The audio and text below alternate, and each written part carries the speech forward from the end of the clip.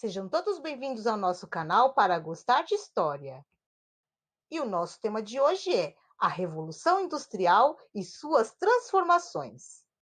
A Revolução Industrial se inicia na Inglaterra no século XVIII e é caracterizada por inovações tecnológicas que proporcionaram o invento de máquinas como a máquina de fiar, a máquina a vapor e o tear mecânico. E essas máquinas provocaram uma grande transformação no modo de organização do trabalho. E da Inglaterra, a Revolução Industrial se espalha para outras partes do mundo nos séculos seguintes. Mas por que essa revolução começa na Inglaterra? Vários fatores contribuíram para isso.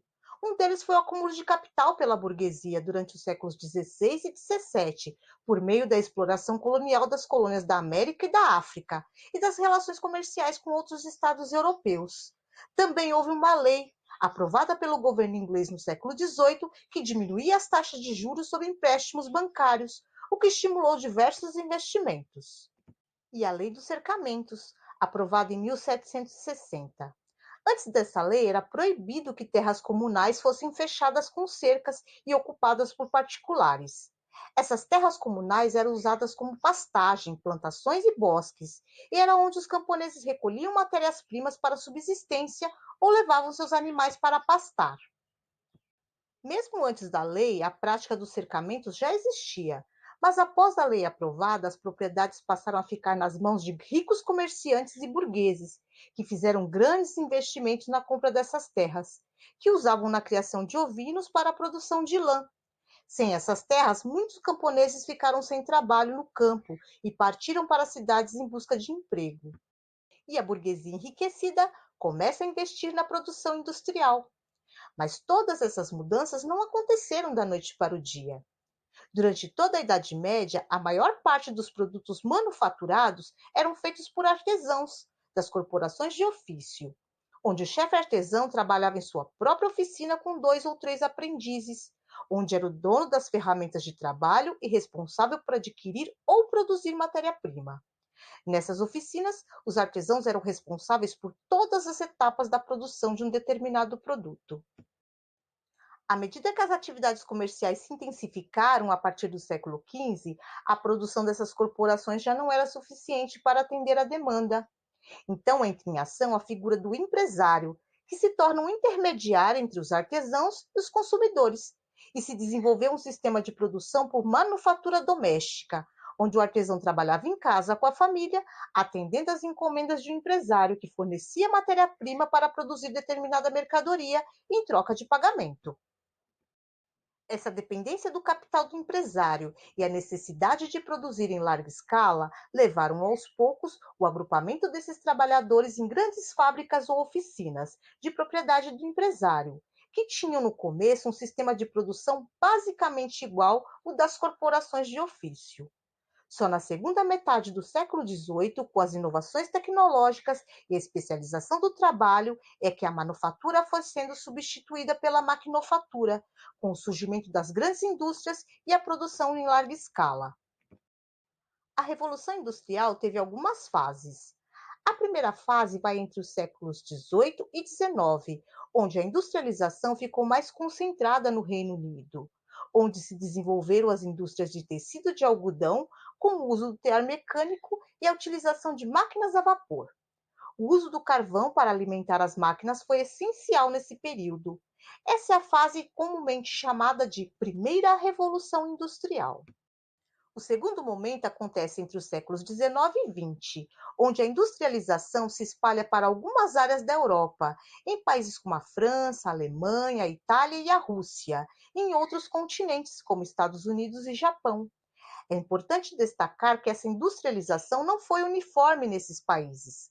Alguns desenvolveram mais rapidamente o processo industrial, outros levaram mais tempo, devido às particularidades de cada país. Nesse momento, o progresso industrial foi muito significativo e foram usadas novas formas de energia, com a utilização do aço, combustíveis petrolíferos, energia elétrica, a invenção do motor à explosão e o desenvolvimento de produtos químicos.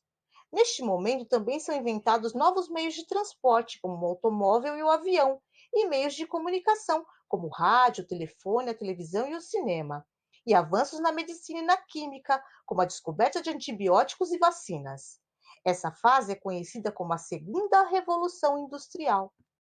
E o terceiro momento, que começa em meados do século XX, com os avanços do mundo contemporâneo, com tecnologias como os microcomputadores, a robótica, a engenharia genética e a telemática, que é o uso combinado de computador e das telecomunicações, como a internet e celular. Essa fase é conhecida como a Terceira Revolução Industrial.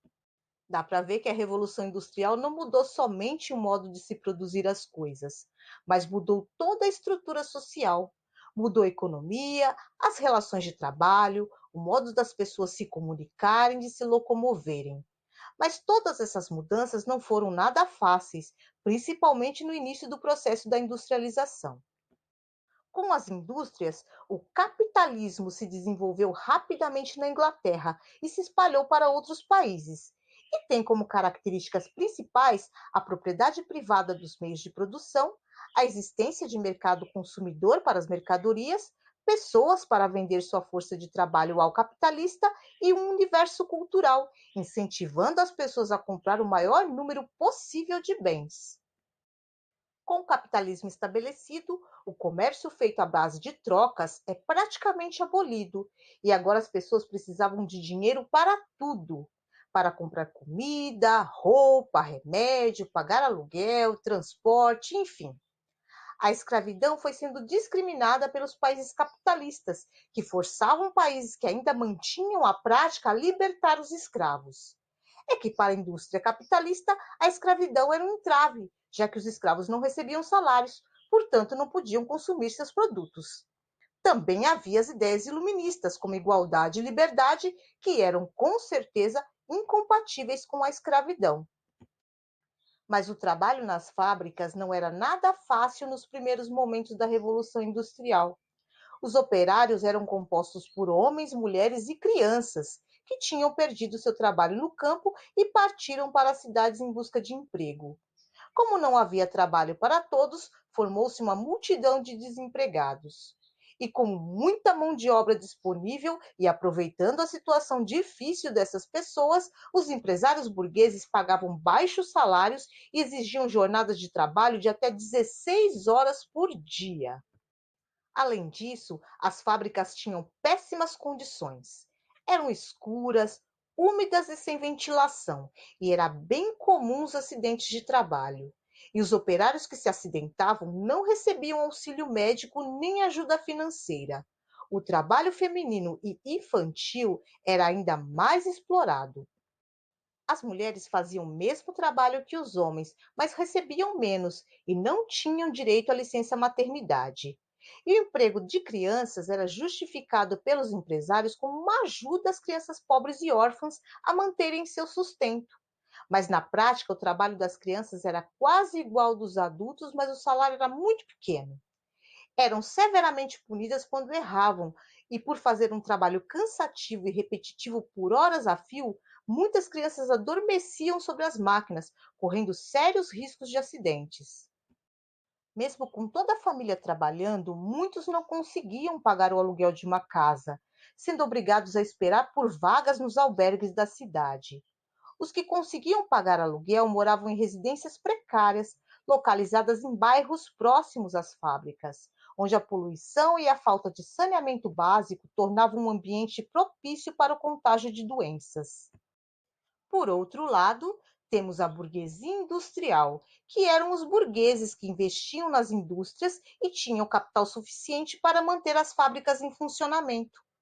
Cada vez mais ricos e ociosos, os burgueses moravam em belas mansões em bairros distantes das fábricas. Se divertiam caçando, passeando e frequentando luxuosos teatros. Também aproveitavam o tempo livre para estudar manuais de etiqueta e conhecimentos modernos.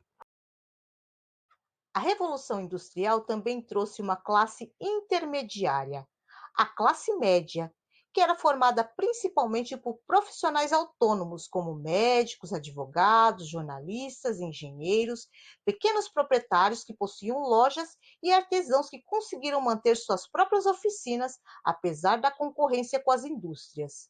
Esse grupo dava grande valor aos burgueses, exaltando seu sucesso financeiro, mas muitos mantinham contato com os operários e denunciavam as péssimas condições de vida da população pobre, mas consideravam imoral e condenavam certas atitudes, como o roubo e a mendicância. Mas a Revolução Industrial trouxe avanços científicos que também favoreceram a vida das pessoas. Foram descobertos tratamentos para várias doenças e a necessidade de asepsia nos procedimentos médicos. E isso contribuiu para melhorar a saúde pública e reduzir as taxas de mortalidade provocadas por doenças como varíola, o tifo, a difteria e a tuberculose.